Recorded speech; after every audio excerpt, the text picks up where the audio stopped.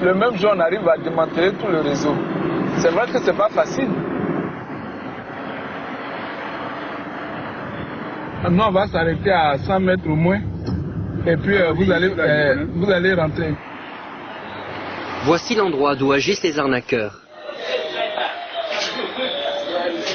Les policiers se dirigent immédiatement vers l'arrière-salle. Ne touchez plus à Néo. Celle des habitués. Qui tu as été?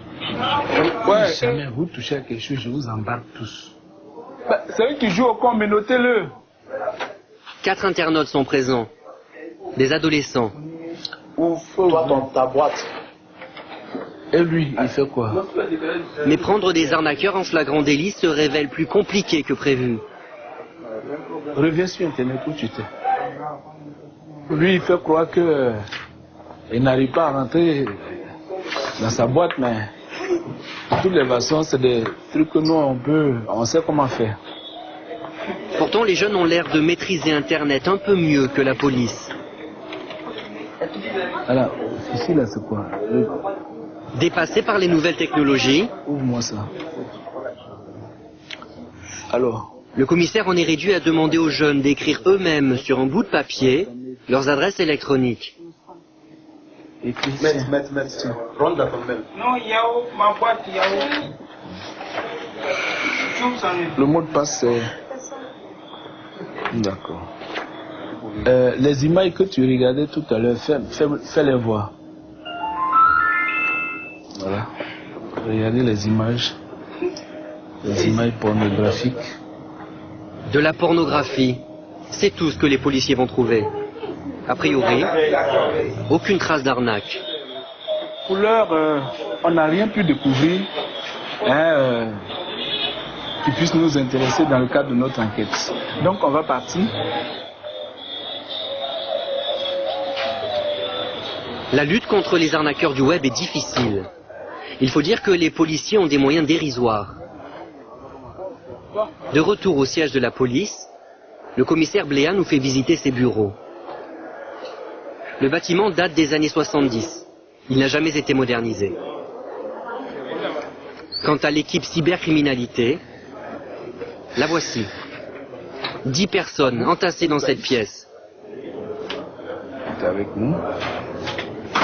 Vous avez le lieutenant Bakayoko, qui est assis comme un visiteur. Et surprise, certains policiers n'ont pas d'ordinateur. Tout le matériel ici, c'est C'est pour chaque officier, j'ai exigé, puisque l'État ne nous donne pas, j'ai demandé que chacun fasse un effort. Ça veut dire, monsieur, que c'est vous qui avez payé votre ordinateur? Oui, c'est ça. Lui, il n'en a pas, puisqu'il n'a pas encore acheté. Mais je vais le cogner, il va acheter pour lui. Voilà. Mais il y a plus surprenant encore, ici, il n'y a même pas Internet. C'est-à-dire, vous luttez contre la cybercriminalité, mais vous n'avez pas de connexion Internet. Non. Quel contraste. Et on n'a pas Internet, on n'a pas d'ordinateur, on n'a pas de véhicule. Mais vous voyez que quand on utilise nos propres véhicules pour faire le travail de l'État, c'est dire que nous, on aime son pays. Faute de pouvoir attendre des résultats des autorités ivoiriennes, certaines victimes ont décidé de se faire justice elles-mêmes.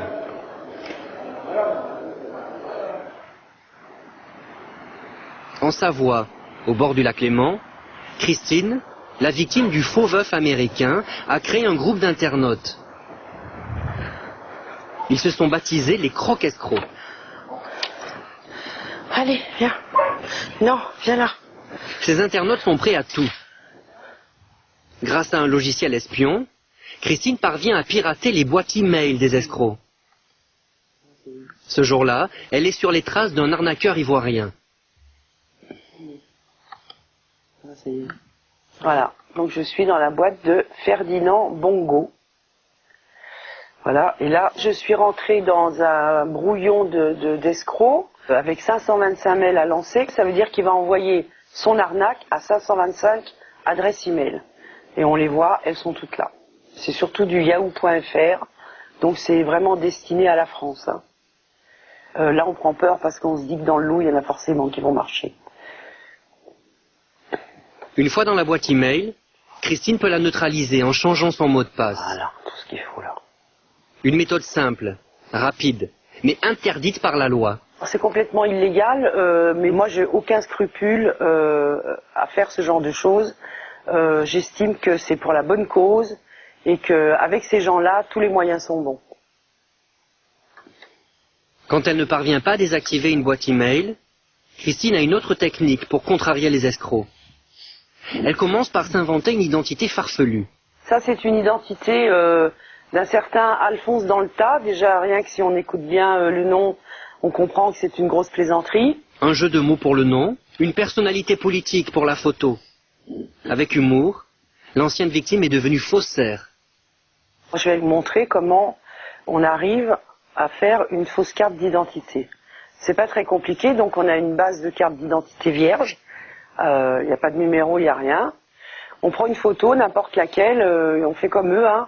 Eux vont la chercher sur Internet, nous aussi. Voilà. Voilà, là j'ai plus qu'à remplir nom, prénom, sexe, etc. Et j'ai une carte d'identité. Là encore, ce qu'elle fait est interdit.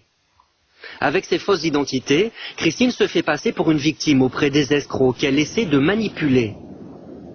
Elle lance même des défis à ses amis. C'est à celui qui arrivera à ridiculiser les arnaqueurs. Aujourd'hui, elle va voir un autre croque-escroc. Et il a une surprise pour elle. Alors, fais-la voir cette photo. En échange d'une promesse d'argent, son ami a demandé à un escroc de se déguiser en Père Noël. Et il l'a fait. Ouais, pas mal du tout. J'espère que je ferai mieux. Le but, c'est de les occuper, de leur faire plein de choses, qu'ils perdent du temps avec nous et qu'ils ne soient pas en train d'arnaquer d'autres victimes. Et aussi de les rendre réticents à arnaquer, parce que plus on leur fait faire de choses et plus ça leur prend du temps et des efforts, moins ils auront envie de faire ça dans le futur. Neutraliser les boîtes email, faire perdre du temps, c'est une méthode comme une autre pour lutter contre les escrocs.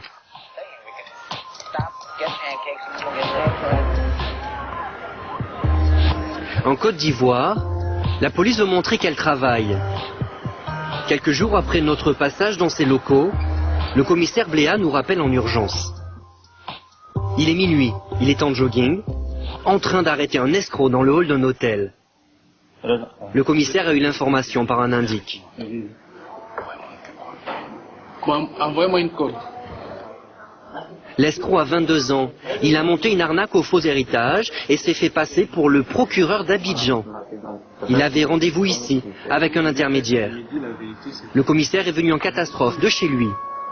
J'ai commis l'erreur d'oublier ma paire de menottes au bureau. Donc, Le jeune homme risque 3 ans de prison.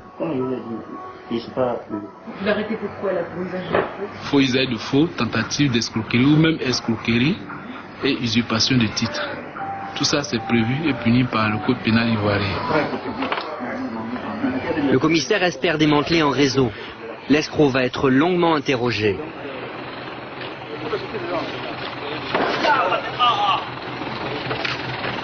Ce soir, la police ivoirienne remporte une petite victoire dans une guerre qui s'annonce très longue. Parce que pour l'instant, les arnaqueurs gardent un grand sentiment d'impunité. C'est vendredi soir et les jeunes font la fête. Loto, l'arnaqueur aux fausses histoires d'amour est présent, en grande forme. Sa victime française a fini par payer.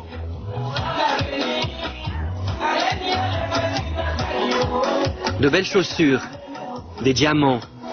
Les escrocs, ils se surnomment les brouteurs, sont les héros de ces soirées. Si moi je dois faire un classement des hommes chers, après les footballeurs dans des sous gigantesques, des vrais sous, je classe les brouteurs parce que les brouteurs ils font du bon magot avec leur boulot et quand ils ont les sous, ils ne suffisent pas à dépenser. Dans un pays en crise, les arnaqueurs sont les nouveaux modèles de réussite. L'escroquerie sur Internet a encore de belles nuits devant elle.